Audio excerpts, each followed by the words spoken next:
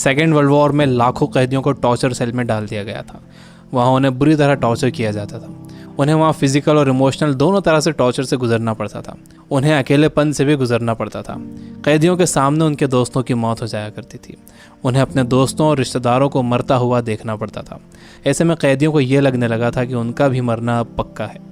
ये सब देखकर कैदी इमोशनली बहुत डिस्टर्ब हो जाते थे, बर्दाश्त नहीं कर पाते थे और वो सदमे से ही मर जाते थे। सेकेंड वर्ल्ड वॉर में कैदियों को रखने के लिए कई कैंप्स बनाए गए थे। उन्हीं कैंप्स में से एक कैंप में बंद थे psychologist doctor Victor Frankl. Victor उन कैंप्स में 3 साल तक रहे। उन कैंप्स में उन्होंने जो भी देखा, जो भी एक्सपीरियंस किया, जो भी टॉर्चर सहे, किसी को मालूम नहीं था कि वो इसके बारे में एक किताब लिख देंगे। उस किताब की करोड़ों कॉपीज़ बिक जाएंगी और कई भाषाओं में वो किताब ट्रांसलेट हो जाएगी। उन्होंने किताब लिखी जिसका नाम था मैन सर्च फॉर मीनिंग। अभी जो कोरोना क्राइसिस चल रही है, आप घरों में बंद हो, बोर हो रहे हो, अच्छा नहीं लग रहा है, तकलीफ हो रही है, तो आप अपनी इस तकलीफ को ज़रा इन टॉर्चर सेल्स के फ़ोटोज़ से एक बार कंपेयर ज़रूर करना। इससे मुझे पक्का यकीन है कि आपको अंदाज़ा हो जाएगा कि हमारी तकलीफ़ इन टॉर्चर सेल्स की तकलीफ़ के मुकाबले कुछ भी नहीं है।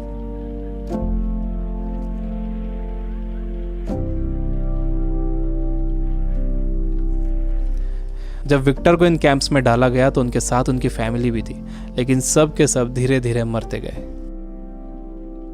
विक्टर एक इंसिडेंट बताते हैं। उनके साथ एक कैदी था। उसने फरवरी महीने के आखिर में एक सपना देखा।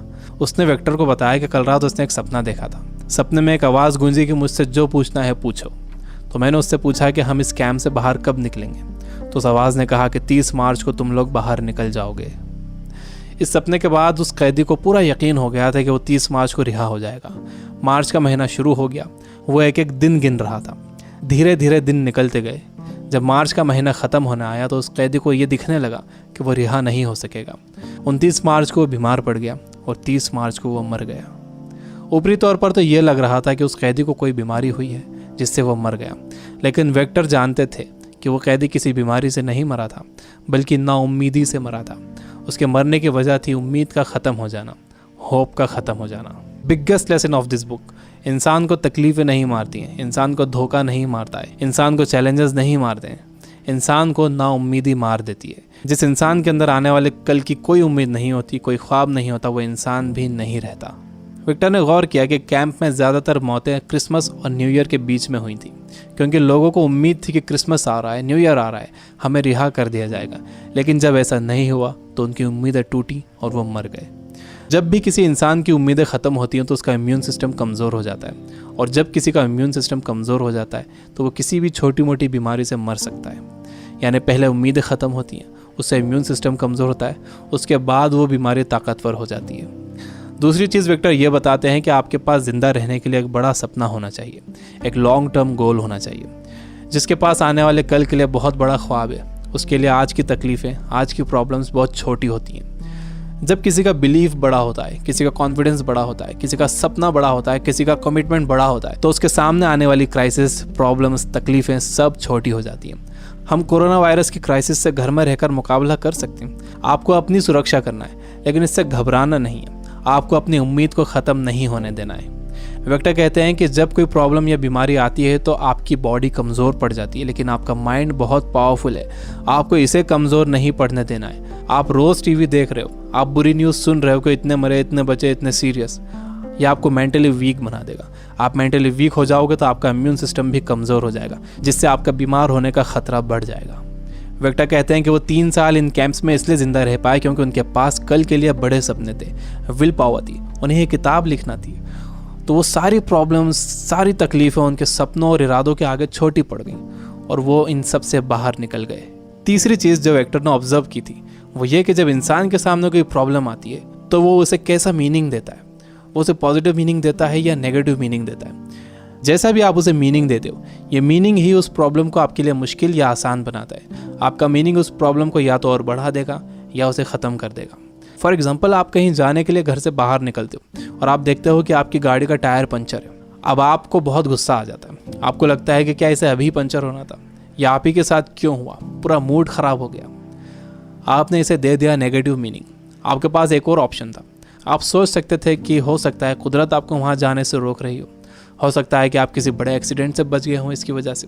अगर तेज़ स्पीड में गाड़ी का टायर पंचर हो जाता तो एक्सीडेंट हो सकता था। अच्छा हुआ कि निकलने से पहले ही आपको टायर पंचर मिला। ये है पॉजिटिव मीनिंग। इंसान यूजुअली नेगेटिव ही सोचता है और इस नेगेटिव सोचने की वजह से हम हर चीज़ का नेगेटिव साइड ही देखते हैं, उसका पॉजिटिव साइड नहीं देखते। जैसे कोरोना क्राइसिस में जितना टाइम आपने फैमिली को दिया है, क्या आपने कभी पहले इतना टाइम दिया है? मेरे कुछ दोस्त जो किताबों से बिल्कुल दूर थे, उन्होंने बुक्स पढ़ना शुरू कर दिए। वो रीडिंग हैबिट बना रहे हैं। अगर कोरोना क्राइसिस ना होता तो क्या ऐसा होता था? जितना मैं इन दिनों पढ़ रहा हूँ, पहले इतना कभी नहीं पढ़ता था। जितनी सफाई लोगों ने रखनी शुरू कर दी है, पहले कभी नहीं रखते थे। बार बार हाथ धो रहे हैं, अच्छी तरह हाथ धो रहे हैं, सोशल डिस्टेंस मेंटेन कर रहे हैं। किसी लाइन में लगे हुए हैं तो दूर दूर खड़े हो रहे हैं। आसमान साफ नज़र आ रहा है, हवा साफ हो गई है, समंदर का पानी साफ हो गया है। ऐसा लग रहा है कि नेचर ने जैसे रीसेट बटन दबा दिया। हमें ये पॉजिटिव साइड्स भी सोचना चाहिए। जब तक आपके पास नेगेटिव मीनिंग है, आप उस क्राइसिस से डील नहीं कर सकते। हर प्रॉब्लम उसके साथ एक इक्वल अपॉर्चुनिटी भी लेकर आती है। दुनिया जब से बनी है तब से अब तक उसमें प्रॉब्लम्स ही प्रॉब्लम्स हैं। अगर ये प्रॉब्लम्स नहीं होती तो हम यहाँ तक ग्रो नहीं कर पाते। सबसे लास्ट में विक्टर कहते हैं कि आपसे सब कुछ छीना जा सकता है, आपकी धन दौलत, घर, गाड़ी, बीवी, बच्चे, माँ बाप, दोस्त, सेहत, लेकिन एक चीज़ नहीं छीनी जा सकती, वो है आपकी पावर ऑफ डिसीजन। आपसे फैसला करने की ताकत कोई नहीं छीन सकता। अगर आप सिचुएशन से घबरा कर फैसला करते हो तो वो सिचुएशन आप पर हावी हो जाएगी, लेकिन अगर आप सिचुएशन के हिसाब से खुद को बेहतर बनाते हो और डिसीजन खुद लेते हो तो आपकी ज़िंदगी बदल जाएगी। दुनिया में इससे पहले भी कई बीमारियां आई हैं जिससे करोड़ों लोगों की मौत हुई है। उसकी वजह ये थी कि लोग अवेयर नहीं थे, उनके पास इन्फॉर्मेशन नहीं थी, इन्फॉर्मेशन लेट पहुंचती थी, बीमारी से डील करने के साधन नहीं थे। लेकिन आज का वक्त सबसे अच्छा वक्त है।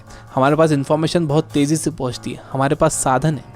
मुझे पूरा यकीन है कि आगे और भी अच्छा वक्त आने वाला है और मैं आपको उम्मीद दिलाता हूँ कि आगे सच में बहुत अच्छा वक्त आने वाला है। You guys are amazing. Keep reading, keep learning, keep growing. Thank you for watching.